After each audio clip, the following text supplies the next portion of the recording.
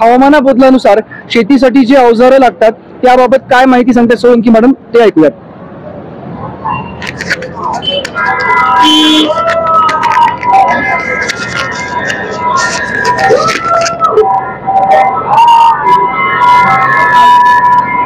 नमस्कार शेतकरी बंधूंनो, आपल्याला माहित आहे का मागील 8 ते 10 वर्षापासून हवामानाचा बदल आणि याचे दुष्परिणाम जे ते आपण भोगत आहोत। आता हवामानाचा बदल म्हटले 2-3 गोष्टी आहेत ज्याच्यामध्ये आपल्याला कमी वेळेमध्ये भरपूर कामं करावं लागतात आणि सर्वात मोठा म्हणजे खूप पाऊस पडते आणि पावसाचा मोठा खंड पडतो। अशा परिस्थितीमध्ये आपलं पीक हे पाण्यात उभं न राहता सुरक्षित गादीवर उभं राहणं काळाची गरज आहे। तसंच हे जे काही जास्तीचं पाणी आलेलं असते ते नाल्या वाटे बाहेर जाणं गरजेचं आहे। तसं हे जे पाणी जल संवर्धन होऊन पावसाचं जेव्हा खंड पडते त्यावेळेला त्याचा वापर होणं गरजेचं आहे आणि त्यासाठी उत्कृष्ट टेक्नॉलॉजी म्हटलं म्हणजे हे जे आपण बघत आहोत ज्याला इंग्लिश मध्ये BBF म्हणतात, रुंद सरी वरंभा यंत्र असं आहे। आता शेतकऱ्यांना जे अवजार चांगले आहे त्याच्यामध्ये सगळ्या गोष्टी चांगल्या आहे, काळाची गरज आहे, परंतु जे त्यांना अडचण जाते जसे आता आमचे ऍग्रीकल्चर ऑफिसर भाऊ आहे ते सांगत आहे की याच्यात जे अडचण जात आहे तर काय अडचण जाते आपल्याला याच्यात शेतकऱ्यांना ऍडजस्टमेंट कशी करायची आणि ही जी सरी आहे सरीची माती त्या पेरणी केलेल्या याच्यावर पडते ना आणि ती पेरणी केलेल्या याच्यावर पडल्यामुळे उगवत नाही, ही मुख्य अडचण आहे। तर टायरमुळे पण बऱ्यापैकी दबल्या जाते। चालेल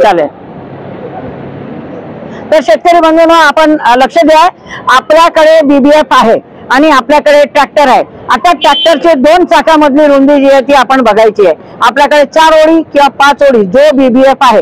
आता मला एक शेतकऱ्याने विचारलं की आपण किती फणं घ्यायला पाहिजे, खरेदी करायला पाहिजे, किती फणाचं पेरणी यंत्र आपल्याकडे जर 18 इंचावर आणि 16 इंचावर म्हणजे ज्वारी असो सोयाबीन असो 30 सेंटीमीटर 45 सेंटीमीटरवर पेरणी करत असाल तर जास्तीत जास्त 5 ते 6 फणाचं पेरणी यंत्र म्हणजेच की BBF यंत्र खरेदी करावे।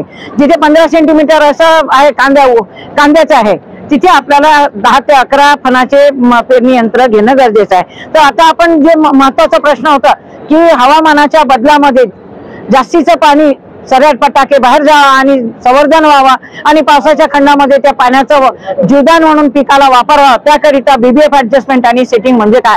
तर शेतकरी बंधूंना आपल्याकडे जे काही BBF आहे ते 2 चाकामधलं रुंदी आपण पाहून घ्यायची आणि आपली जी फ्रेम आहे ही फ्रेम जे दिसते ते फ्रेमचा मध्यभाग जो आहे आता आपण मध्यभाग काढून घ्यायचा आहे। जर आपल्याला 5 फणी असेल तर समजा 200 सेंटीमीटर आहे तर 100 सेंटीमीटर मध्यभाग जो आहे तो 100 सेंटीमीटरवर येईल।